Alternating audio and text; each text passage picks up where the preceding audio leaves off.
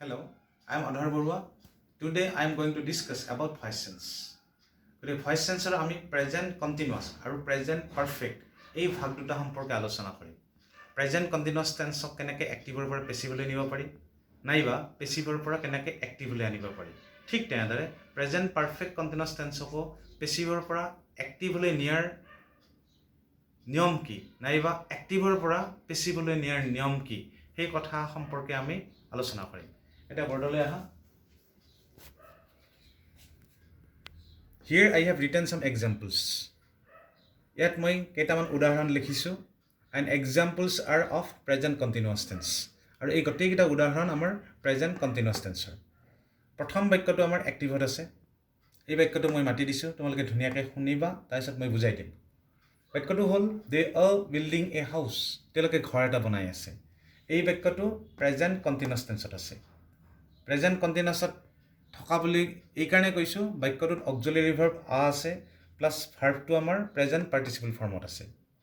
আৰু এক্টিভত থকা মানে বাক্যবিলাক কোনোবা এটা টেন্সত থকা বুজায়, কিন্তু পেছিভত থকা মানে আমি বাক্যটো কোনো টেন্সত থকা বুলি ক'ব নোৱাৰোঁ, সদায় পেছিভ ফৰ্মত থকা বুলিহে আমি ক'ব লাগিব। এতিয়া এই বাক্যটোক যদি আমি পেছিভ কৰোঁ তেতিয়াহ'লে আমি কি কৰিব লাগিব? প্ৰথমতে ছাবজেক্ট আৰু অবজেক্ট এই দুটা কি হ'ব? ইণ্টাৰচেঞ্জ হ'ব। অবজেক্টে ছাবজেক্টৰ ঠাই ল'ব আৰু ছাবজেক্টে অবজেক্টৰ ঠাই ল'ব। ইয়াতে আমাৰ অবজেক্টটো হ'ল এই হাউচ। গতিকে এই হাউচটোক যদি আমি ছাবজেক্ট কৰিব লগা হয় ই আগত আহিব। বাক্যটি যিহেতু কণ্টিনিউৱাছ সেইকাৰণে অক্সিলাৰী ভাৰ্ব আমাৰ কি হ'ব? ইজ হ'ব। তিনিটা অক্সিলাৰী ভাৰ্বৰ ভিতৰত এটা হ'ব, এম ইজ আৰ এই তিনিটাৰ ভিতৰত এটা হ'ব। আৰু সেইটো বাক্যটোৰ ছাবজেক্টটো অনুযায়ী নাম্বাৰ অনুযায়ী এম ইজ আৰ ব্যৱহাৰ হ'ব। তাৰে পিছত যিহেতু কণ্টিনিউৱাছ শব্দটো আছে সেইকাৰণে এই বিং শব্দটো আমি লিখিব লাগিব। গতিকে বিংটো আমাৰ পাৰ্মানেণ্ট। বিংটো আমি লিখিবই লাগিব। বিঙত বাদে আমি বেলেগ শব্দ লিখিব নোৱাৰোঁ পেছিভৰ বাক্যত। তাৰপিছত আমি ভাৰ্বটো পাষ্ট পাৰ্টিচিপল ফৰ্মত লিখিব লাগিব। ইয়াতে প্ৰেজেণ্ট পাৰ্টিচিপল ফৰ্মত আছে, আমি পেছিভত পাষ্ট পাৰ্টিচিপল ফৰ্মত লিখিব লাগিব। তাৰপিছত আমাক লাগিব বাই প্ৰিপজিশ্যন। পেছিভত সাধাৰণতে প্ৰিপজিশ্যন ব্যৱহাৰ হয়, আৰু মই আগতে কৈছোঁ বাই প্ৰিপজিশ্যনটো বেছিকৈ ব্যৱহাৰ হয়। কেতিয়াবা দুই এটা বেলেগ প্ৰিপজিশ্যন ব্যৱহাৰ হয়, মই সেইদিনা কৈছোঁ। আৰু দুই এটা এনেকুৱা বাক্য আছে প্ৰিপজিশ্যন ব্যৱহাৰ নহয়, তেনেকুৱা বাক্যবিলাকৰ উদাহৰণ মই পিছত দিম। তাৰপিছত আমি ডেম লিখিছোঁ। ডেমটো ক'ৰ পৰা আহিল? এই ডেটো ছাবজেক্ট আছিল, ই কি হৈ গ'ল? অবজেক্ট হৈ গ'ল। আৰু ডে থাকিলে আমি ডেম লিখিব লাগে। ঠিক তেনেদৰে চি যদি থাকে হাৰ হ'ব, হি যদি থাকে হিম হ'ব। এই শব্দকেইটা তোমালোকে মনত ৰাখিবা। গতিকে এনেকুৱাকৈ আমি অতি সহজতে প্ৰেজেণ্ট কণ্টিনিউৱাছ টেন্সৰ বাক্য এটাক আমি কি কৰিব পাৰোঁ? এক্টিভৰ পৰা পেছিভ কৰিব পাৰোঁ। এতিয়া 2 নম্বৰ বাক্যটো চোৱা, 2 নম্বৰ উদাহৰণটো চোৱা। এইবাৰ মই আৰম্ভণিত কি লিখিছোঁ? পেছিভ। ডেট মিনছ এইবাৰ পেছিভৰ পৰা এক্টিভ কেনেকৈ কৰে সেই কথাটো আমি জানি ল'ম। বাক্যটো হ'ল the boy is being praised by him. এই বাক্যটো পেছিভত আছে। পেছিভত থকাটো আমি কেনেকৈ গম পালোঁ? বিং শব্দটো আছে। কাৰণ অলপ আগতে মই কৈছিলোঁ পেছিভত বিং শব্দটো থাকে যদি এক্টিভৰ বাক্যটো কি থাকে? প্ৰেজেণ্ট কণ্টিনিউছত থাকে। গতিকে ইয়াতে বিং থকা মানে আমি গম পালোঁ বাক্যটো পেছিভত আছে। তাৰপিছত ভাৰ্বটো পাষ্ট পাৰ্টিচিপল ফৰ্মত আছে, ইফালে বাই প্ৰিপজিশ্যনটো আছে। গতিকে এই বাক্যটো পেছিভত আছে। এই বাক্যটো আমি যদি ওলোটাকৈ এক্টিভ কৰিব লগা হয় তেতিয়া কি হ'ব? এই হিমটো আমাৰ অবজেক্ট আছিল, হিমৰ সলনি কি হ'ব? হি। ই ছাবজেক্ট হৈ গ'ল। হিটো থাৰ্ড পাৰ্চন ছিংগুলাৰ নাম্বাৰ, সেইকাৰণে ইয়াতে কি ব্যৱহাৰ হৈছে? ইজ। ডেট মিনছ এই অক্সিলাৰী ভাৰ্ব, তিনিটা অক্সিলাৰী ভাৰ্ব আছে প্ৰেজেণ্ট কণ্টিনিউৱাছ টেন্সৰ ক্ষেত্ৰত ব্যৱহাৰ হয়, এম ইজ আৰ, তাৰে যিকোনো এটা ব্যৱহাৰ হ'ব ছাবজেক্টৰ ওপৰত ডিপেণ্ড কৰি। তাৰপিছত আমি প্ৰেইজিং লিখিছোঁ। ডেট মিনছ এই ভাৰ্বটো আমি প্ৰেজেণ্ট পাৰ্টিচিপল ফৰ্মত লিখিছোঁ। তাৰপিছত ডি বয়টো ছাবজেক্ট আছিল, সেইটো কি হৈ গ'ল? অবজেক্ট হৈ গ'ল। গতিকে এনেকুৱাকৈ আমি অতি সহজতে প্ৰেজেণ্ট কণ্টিনিউৱাছ টেন্সৰ বাক্যবিলাকক আমি কি কৰিব পাৰোঁ? এক্টিভৰ পৰা পেছিভ কৰিব পাৰোঁ, নাইবা পেছিভৰ পৰা আমি এক্টিভ কৰিব পাৰোঁ। 3 নম্বৰ বাক্যটো মই লিখিছোঁ, এইটো এটা ইণ্টাৰগেটিভ চেণ্টেন্স। ইণ্টাৰগেটিভ চেণ্টেন্সবিলাকক পেছিভ কৰাৰ নিয়ম অকণমান বেলেগ, বেছি ডিফাৰেঞ্চ নাই, অকণমান। গতিকে ইণ্টাৰগেটিভ চেণ্টেন্স এটাক যদি আমি এক্টিভৰ পৰা পেছিভ কৰিব লগা হয়, গতিকে পেছিভতো বাক্যটো কি হৈ থাকিব? ইণ্টাৰগেটিভ হৈ থাকিব। যদি ইণ্টাৰগেটিভ হৈ থাকে আৰম্ভণিত আমি কি লিখিব লাগিব? অক্সিলাৰী ভাৰ্ব লিখিব লাগিব। আৰু কেতিয়াবা কি হয়? এক্টিভৰ যিটো অক্সিলাৰী ভাৰ্ব কেতিয়াবা পেছিভত সেই অক্সিলাৰী ভাৰ্বটো চেঞ্জ হৈ যায়, সলনি হৈ যায়, সেই অক্সিলাৰী ভাৰ্বটো ব্যৱহাৰ নহ'বও পাৰে, আৰু কেতিয়াবা একে থাকে। এতিয়া বাক্যটো চোৱা, বাক্যটো বুজাই দিলে তোমালোকে গম পাবা। আৰ ইউ বাইং চাম চুইটছ? এই বাক্যটো প্ৰেজেণ্ট কণ্টিনিউৱাছ টেন্সত আছে, বাক্যটো ইণ্টাৰগেটিভ, যিহেতু বাক্যটো আৰ অক্সিলাৰী ভাৰ্বটোৰে আৰম্ভ হৈছে। এই বাক্যটোক যেতিয়া আমি পেচিভ কৰিম তেতিয়া এই বাক্যটো ইণ্টাৰগেটিভ হৈয়ে থাকিব লাগিব। যদি ইণ্টাৰগেটিভ হৈ থাকিব লাগে পুনৰ আমি অক্সিলাৰী ভাৰ্বেদি বাক্যটো আৰম্ভ কৰিব লাগিব। কিন্তু অক্সিলাৰী ভাৰ্বটোৰ কথা চিন্তা কৰাৰ আগে আগে প্ৰথম আমি কি চাব লাগিব, এই বাক্যটোৰ ছাবজেক্ট কোনটো। ছাবজেক্ট হ'ল ইউ, অবজেক্ট হ'ল চাম সুইটছ, বাইংটো আমাৰ কি মেইন ভাৰ্ব। গতিকে এতিয়া চোৱা, আমি এই অবজেক্টটো প্ৰথম ছাবজেক্ট কৰিব লাগিব চাম সুইটছ। তাৰোপৰি এই বাক্যটো যদি ইণ্টাৰগেটিভ হ'ব লগা হয় তাৰে আগত এটা অক্সিলাৰী ভাৰ্ব লাগিব। গতিকে অক্সিলাৰী ভাৰ্ব কি হ'ব, আৰ এইকাৰণে হ'ব যিহেতু চাম সুইটছ প্লুৰেল নাম্বাৰত আছে, সেইকাৰণে আমি আৰৰ সহায় লৈছোঁ। ইয়াতে অক্সিলাৰী ভাৰ্বটো চেঞ্জ হোৱা নাই, একে আছে, কেতিয়াবা একে থাকে। তাৰপিছত যিহেতু কণ্টিনিউৱাছ সেইকাৰণে আমি বিং লিখিছোঁ, বিং ইজ পাৰ্মানেণ্ট। তাৰপিছত বাইঙৰ পাষ্ট পাৰ্টিচিপল ফৰ্ম হ'ল কি, বাইং নাইবা বাইৰ পাষ্ট পাৰ্টিচিপল ফৰ্ম হ'ল কি বট, নাইবা থাৰ্ড ফৰ্মটো হ'ল কি বট, আমি বট লিখিছোঁ। পেচিভ কাৰণে আমি কি লিখিব লগা হৈছে, বাই লিখিব লগা হৈছে। আৰু এই ইউটো আমাৰ ছাবজেক্ট আছিল, ইয়াতে কি হৈ গ'ল অবজেক্ট। গতিকে এতিয়া এনচাৰটো কি, আৰ চাম সুইটছ বিং বট বাই ইউ। গতিকে এনেকুৱাকৈ আমি অতি সহজতে প্ৰেজেণ্ট কণ্টিনিউৱাছ টেন্সৰ বাক্যবিলাকক আমি পেচিভ কৰিব পাৰোঁ। মাত্ৰ তোমালোকে এটা কথা মনত ৰাখিবা, প্ৰেজেণ্ট কণ্টিনিউৱাছ টেন্সৰ বাক্যক পেচিভ কৰোঁতে তিনিটা অক্সিলাৰী ভাৰ্ব ব্যৱহাৰ হ'ব, তাৰে যিকোনো এটা ব্যৱহাৰ কৰিব লাগিব বাক্যত। এটা হ'ল এম, 2 নম্বৰটো হ'ল আ, 3 নম্বৰটো হ'ল ইজ। এই তিনিটা অক্সিলাৰী ভাৰ্বৰ ভিতৰত ব্যৱহাৰ হয় যিকোনো এটা। তাৰোপৰি ভাৰ্বটো সদায় পেচিভত পাষ্ট পাৰ্টিচিপল ফৰ্মত থাকে। তাৰোপৰি বাই প্ৰিপজিশ্যনটো সঘনাই ব্যৱহাৰ হয়। আৰু তাৰোপৰি কি কৰিব লাগিব, আমি ছাবজেক্ট আৰু অবজেক্ট ইণ্টাৰচেঞ্জ কৰিব লাগিব।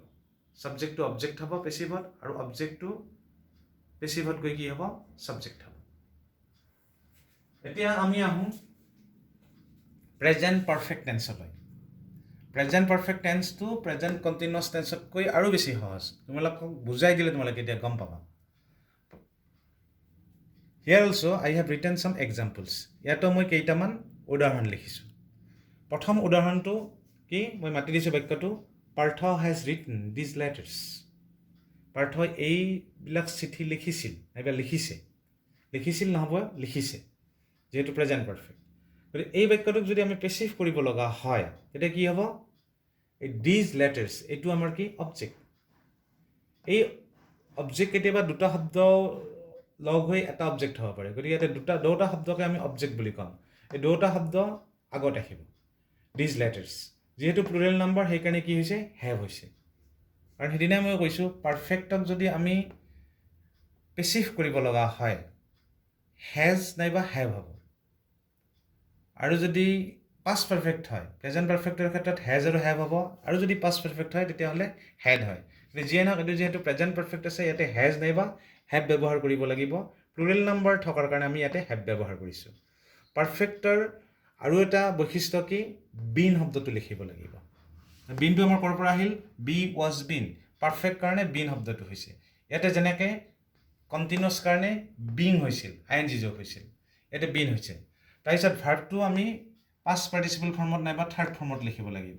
আৰু মই অলপ আগতেই কৈছিলোঁ প্ৰেজেণ্ট পাৰফেক্টটো আৰু সহজ হোৱাৰ কাৰণটো কি, এই ভাৰ্বটো তেনেকৈ লিখিলে হ'ল। ডেট মিনছ এক্টিভতো ভাৰ্বটো পাষ্ট পাৰ্টিচিপল ফৰ্মত থাকে, সেই ভাৰ্বটোৱে আমি পেচিভত তেনেকৈ লিখিলে হ'ল। বাই পাৰ্থ, গতিকে এই পাৰ্থটো আমি কি কৰি দিলোঁ, অবজেক্ট কৰি দিলোঁ। আৰু পাৰ্থৰ আগত আমি কি বহালোঁ, বাই বহালোঁ। গতিকে এনেকুৱাকৈ অতি সহজতে আমি কি কৰিব পাৰোঁ, প্ৰেজেণ্ট পাৰফেক্ট টেন্সৰ বাক্য এটাক আমি এক্টিভৰ পৰা পেচিভ কৰিব পাৰোঁ। এতিয়া এই বাক্যটো চোৱা, দ্বিতীয় উদাহৰণটো। এইবাৰ বাক্যটো মই ওলোটাকৈ লিখিছোঁ, প্ৰথম পেচিভটো লিখিছোঁ, an umbrella has been lost by me. এই বাক্যটো পেচিভত আছে, যিহেতু বাই আছে সেই পেচিভতে আছে। তাৰোপৰি বিন শব্দটো আছে, গতিকে পেচিভ। আৰু বিন থকা মানে আমি গম পাইছোঁ এই বাক্যটো আমি কি টেন্সত লিখিব লাগিব, পাৰফেক্ট টেন্সত লিখিব লাগিব। কোনটো পাৰফেক্ট টেন্সত লিখিম, হেজ আছে, গতিকে প্ৰেজেণ্ট পাৰফেক্ট হ'ব।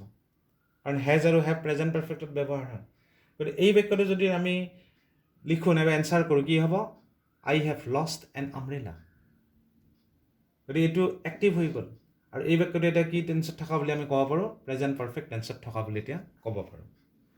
এতিয়া 3 নম্বৰ বাক্যটো চোৱা, হাউ হেভ ইউ ডান ইট, এইটো ইণ্টাৰগেটিভ। ইণ্টাৰগেটিভ বাক্যবিলাক অকণমান এছাৰ্টিভতকৈ অকণমান জটিল, বেছি জটিল নহয়। কাৰণটো কি, আমি আৰম্ভণিত অক্সিলাৰী ভাৰ্ব এটা ব্যৱহাৰ কৰিব লাগে।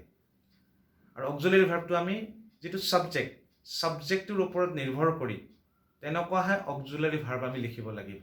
যিকোনো অক্সিলাৰী ভাৰ্ব আমি ব্যৱহাৰ কৰিব নোৱাৰোঁ। এতিয়া চোৱা, হাউ হেভ ইউ ডান ইট, এই বাক্যটো আমাৰ কি এক্টিভ। ডেট মিনছ বাক্যটো আমাৰ প্ৰেজেণ্ট পাৰফেক্ট টেন্সত আছে। হেভ আছে, ভাৰ্বটো থাৰ্ড পাৰ্চন, ভাৰ্বটো থাৰ্ড ফৰ্মত আছে। গতিকে এই বাক্যটোৰ এতিয়া অবজেক্ট আৰু ছাবজেক্ট প্ৰথম আমি বিচাৰি উলিয়াব লাগিব, তেতিয়াহে আমি কি কৰিব পাৰিম, সহজতে পেচিভ কৰিব পাৰিম। এই বাক্যটোৰ হেভটো আমাৰ অক্সিলাৰী ভাৰ্ব, ইউটো আমাৰ ছাবজেক্ট, ডানটো আমাৰ প্ৰিন্সিপাল ভাৰ্ব নাইবা মেইন ভাৰ্ব, ইটটো অবজেক্ট। গতিকে এই বাক্যটো যেতিয়া আমি পেচিভ কৰিম, হাউটো হাৱে হৈ থাকিব। এতিয়া হেজেদি বাক্যটো আৰম্ভ হৈছে, কিহৰ কাৰণে আৰম্ভ কৰিব লগা হৈছে, কাৰণ কিহৰ কাৰণে হেজ লিখিব লগা হৈছে, যিহেতু বাক্যটো ইণ্টাৰগেটিভ হ'ব লাগিব। গতিকে হাউৰ পাছত আমি কি লিখিছোঁ, হেজ লিখিছোঁ। হেজ লিখাৰ কাৰণটো কি, ইটৰ লগত হেজ ব্যৱহাৰ হয়। তাৰপিছত আমি কি লিখিছোঁ, বিন, কাৰণ পাৰফেক্ট হ'লে বিন লিখিব লাগে, ইয়াতো আমি বিন লিখিছোঁ, সেইকাৰণে বিনটো লিখিছোঁ। তাৰপিছত যিটো ভাৰ্বটো পাষ্ট পাৰ্টিচিপল ফৰ্মতে থাকে এক্টিভত, পেচিভতো আমি সেই ভাৰ্বটো লিখিছোঁ ডান বাই ইউ। গতিকে ইউটো আমাৰ কি অবজেক্ট, ইয়াতে আমাৰ ছাবজেক্ট আছিল, এই ছাবজেক্টটো আমি ইয়াতে কি কৰিলোঁ, অবজেক্ট কৰি দিলোঁ। গতিকে থুলমূলকৈ প্ৰেজেণ্ট কণ্টিনিউৱাছ টেন্স এইখিনিয়ে। গতিকে তোমালোকে খুব সম্ভৱ বুজি পাইছা। কিন্তু এটা কথা তোমালোকে সদায় সাৱধান হ'বা, ছাত্ৰ ছাত্ৰীবিলাকে যেতিয়া অবজেক্টটো বাছি ল'ব লগা হয়, তেতিয়া বহুত ছাত্ৰ ছাত্ৰীয়ে ভুল কৰে। বহু ক্ষেত্ৰত মই দেখিছোঁ অবজেক্টটো ধৰিব নোৱাৰে। আৰু যদি তোমালোকে শুদ্ধভাৱে অবজেক্টটো বাছি উলিয়াব নোৱাৰা, তেতিয়াহ'লে পেচিভ কৰিলে সেই বাক্যটো ভুল হৈ যাব, নাইবা বাক্যটো কোনো অৰ্থ প্ৰকাশ নকৰিব। গতিকে অবজেক্ট কেনেকুৱাকৈ বাছি উলিয়াব লগা হয়, মই এটা সহজ উপায় তোমালোকক দিছোঁ। সাধাৰণতে অবজেক্টৰ লগত কি নাথাকে, কোনো প্ৰিপজিশ্যন নাথাকে। উদাহৰণস্বৰূপে, he gave me a book, me two object, এই বুকটো অবজেক্ট। গতিকে মিৰ আগতো কি নাই, প্ৰিপজিশ্যন নাই, এই বুকৰ আগতো কি নাই, প্ৰিপজিশ্যন নাই। I saw him in the morning, দি মৰ্ণিংটো অবজেক্ট হ'ব নোৱাৰে, কাৰণ দি মৰ্ণিঙৰ আগত কি আছে, ইন প্ৰিপজিশ্যন এটা আছে। এই কথাটো তোমালোকে মনত ৰাখিবা, এই কথাটোৰ ওপৰত তোমালোকে গুৰুত্ব দিবা, তেতিয়া অবজেক্টবিলাক তোমালোকে ধুনীয়াকৈ বাছি উলিয়াব পাৰিবা। আৰু কিছুমান এনেকুৱা বাক্য তোমালোকে পাবা অবজেক্ট নাই, তেতিয়া অবজেক্টটো ধৰি ল'ব লাগিব, এদিনাখনে মই কৈছোঁ। গতিকে এই কথাখিনি তোমালোকে ভালদৰে চাবা, ইউটিউবত ধুনীয়াকৈ তোমালোকে চাৰ্চ কৰিলে পাবা। আৰু পাৰিলে তোমালোকে ছাবস্ক্ৰাইব কৰিবা, বেল আইকনটো বজাই দিবা, প্ৰেছ কৰিবা, তেতিয়া কি হ'ব, মই যিবিলাক আপডেট দি থাকোঁ তোমালোকে পাই থাকিবা। আৰু এবাৰত যদি বুজি নোপোৱা, দুবাৰ চাবা, আৰু দুবাৰ চোৱাৰ পিছতো যদি বুজি নোপোৱা, মোৰ লগত তোমালোকে কণ্টেক্ট কৰিবা। ইউ কেন অলছ' কল মি, তোমালোকে ফোনো কৰিব পাৰা, and you can also' contact in WhatsApp also'. গতিকে আজি আৰু বেছি দীঘলীয়া নকৰোঁ, এইখিনি কথা কৈয়ে মই আজিৰ ক্লাছটো সামৰণি মাৰিছোঁ। ধন্যবাদ।